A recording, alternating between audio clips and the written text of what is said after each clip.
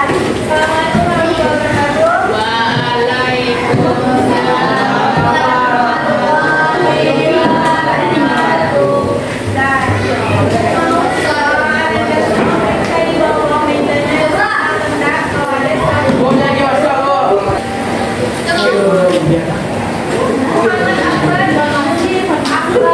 Ibu melanjutkan untuk pelajaran. Ibu meminta Anda semua yang sudah mengumpulkan ini presentasi berkelompok.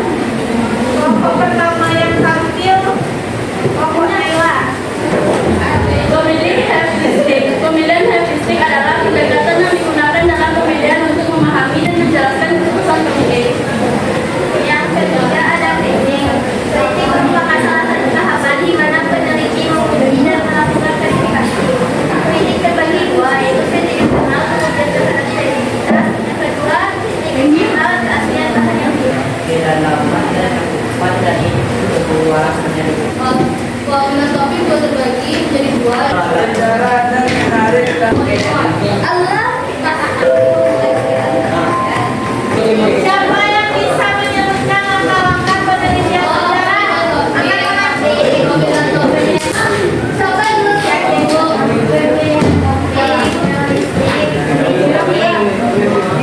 Interpretasi sama biografi. Nah, kemarin kita sudah belajar langkah-langkah penelitian sejarah itu ada heuristik kan? Heuristik itu apa? Pengumpulan sumber sejarah. Nah, nih sumber sejarah itu apa? Jejak masa lampau yang berisi informasi tentang masa lampau. Contohnya yang tahu nggak? Hafiz?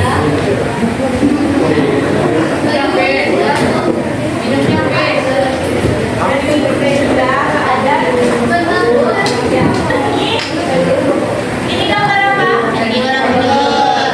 Candi Prambanan ini dibangun pada masa kerajaan. Pada masa kerajaan Belanda kan? Dan menjadi bukti sejarah sampai pada hari ini. Nah, di sumber sejarah ini ada dibagi dua, ada berdasarkan sifat atau kedudukannya, ada juga berdasarkan bentuknya.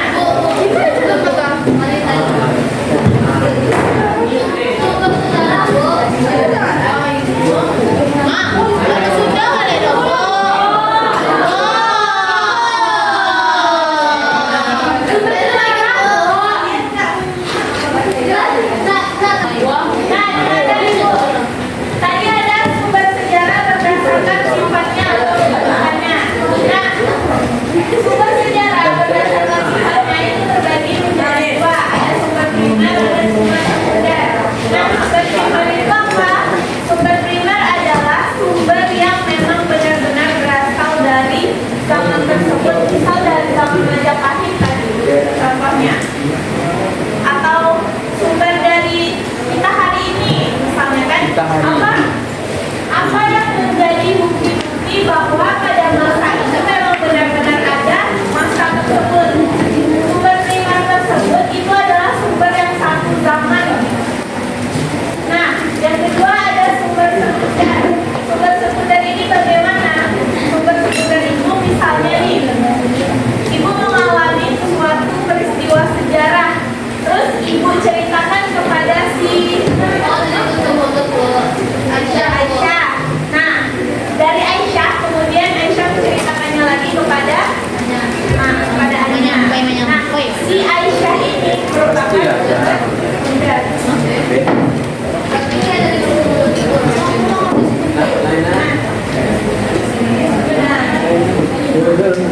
Sumber primer adalah sumber yang ditulis dipisahkan oleh orang yang menyaksikan langsung.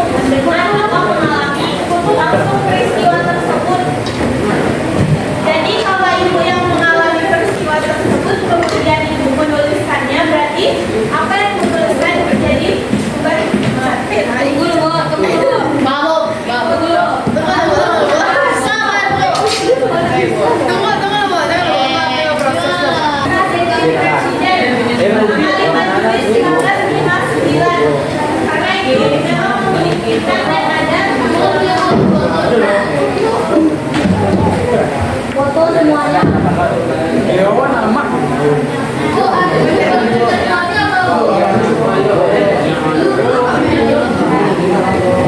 Terus Bu, terus. Teman-teman yang sudah beruntung adalah orang-orang teman-temanku yang mereka tidak sombong. Kenapa orang-orang yang bersamaan pada masa dikeluarkannya presiden itu tidak super prima tidak kuat? Karena orang-orang tersebut sudah ada penambahan ya kata-kata di ada kata-kata kadang dan lain sebagainya. Cintaku kirim cinta. Nah, ini masuk kita kepada kemudian ini sudah itu sayang. Itu adalah sumber yang didapat dari orang yang mendengar peristiwa tersebut Kirim saya. dari orang lain seperti yang Oke aja. tadi ya. Jangan tukar dulu, Bu.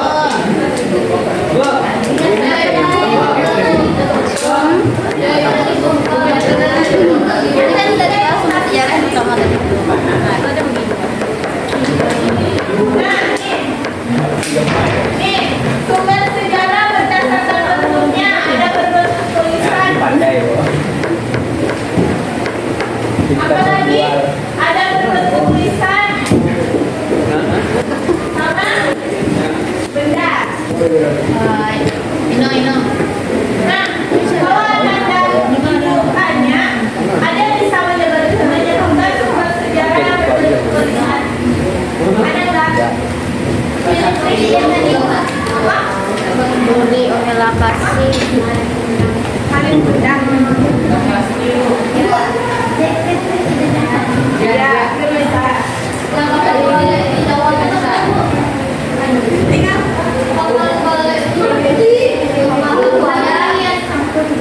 Ini nama Dobi.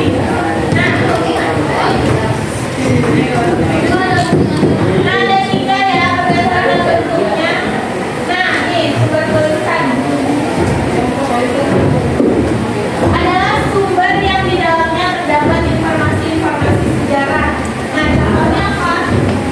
Nih, ada naskah, catatan harian Putri Goa, ada prasasti, buku, arsip, koran. Nah, Saya Bu, jangan sibuk. Mohon kali saya doa. Naskah.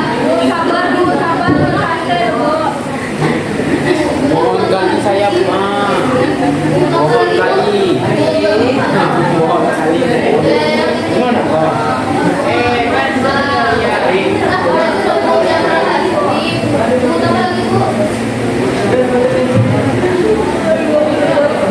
arsip, koran.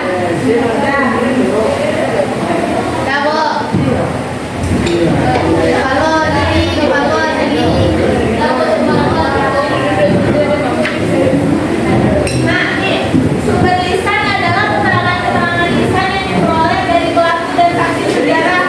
Seperti contohnya tadi Ibu ngomong kan, Ibu ngomong, terus si Aisyah menyampaikan ke Anya menyampaikan ke Anjani menyampaikan ke Eno dan lain sebagainya. Nah, itu namanya sumber lisan didapatkan melalui wawancara ataupun cerita langsung. Nah, ini ada lagi sumber benda. Nah, sumber benda adalah sumber yang berbentuk artefak fosil atau hasil-hasil budaya yang ditemukan di suatu tempat. Ada yang bisa menyebutkan contoh dari sumber benda? Apa? Boleh. Ada lagi? Prasasti. Lagi belakang itu. Ya. Akbar bisa menyebutkan sumber benda? Contohnya apa? Jadi orang udah Pak. Boleh. Siapa lagi? Rofi bisa menyebutkan sumber benda? Yang gadang Pak. Apa? Yang gadang Pak. Hah? Yang gadang bisa? Nah itu lah.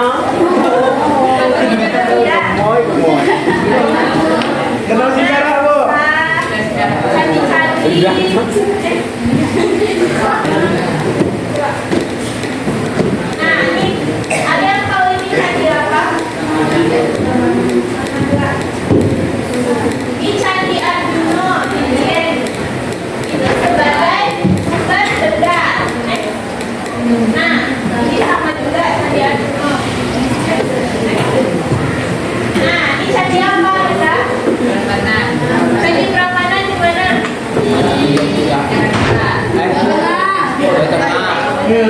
Ini merupakan contoh sumber benda ya. Nah, Sandi apa nih? Ada yang tahu? Sandi? Dur. Next. Nah, nih, ada yang tahu ini patung apa? Ada di mana? Patung arca ini. Arca Deden. Tahu cerita sejarah. Nah, ini merupakan peninggalan dari kerajaan. Nah, ini tahu Anda? Di dinding candi itu pernah candi nggak? Ada di dinding candi yang bermotif.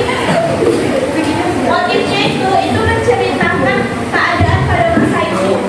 Misal kalau misalnya dia kerajaannya itu pada zaman pemberontakan pada zaman Jepang nih. Nah, ada lagi nih. Orang-orang zaman dulu kayak gini ya, bahasanya bahasa kadang bahasa Belanda, kadang bahasa Jepang. Lagi next. Nah, nih ada lima haluan. Perlindungan terhadap tanam paksa. Lagi. Ini kawan Anda siapa nih? Siapa? Anak-anak ini. Nah, apa buku yang terkenal dari anak-anak ini? Ada tahu buku apa? Apa? Ada ibu udah membuat beberapa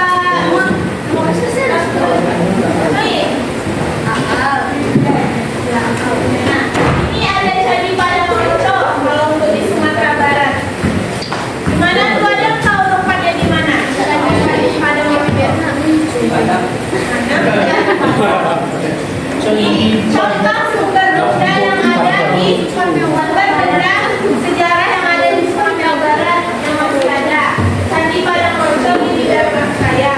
Kemudian, nah, Arca Murapasa nih. Di dalam daerah saya juga. Yang di belakang. Ini apa Nanda? Yang di belakang. Apa? Apa? Arca Amoma Pasar. Arca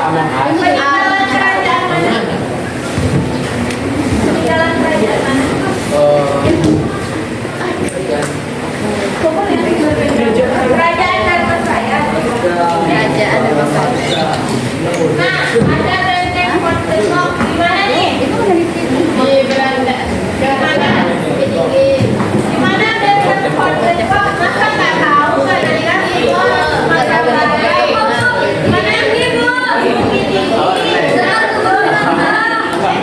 Apa? Yang Badang.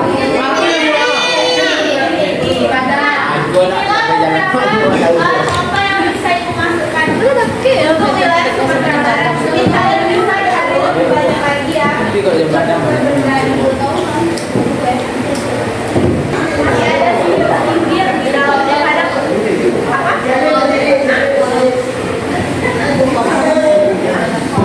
Ayo Pak. Ya masih banyak dimasukkan cerita-cerita mistis. Nah, kemudian masih ada mitosnya. Maksudnya apa? Pada masa kolonial kan banyak catatan-catatan. Nah, catatan-catatan tersebut kan ditulis oleh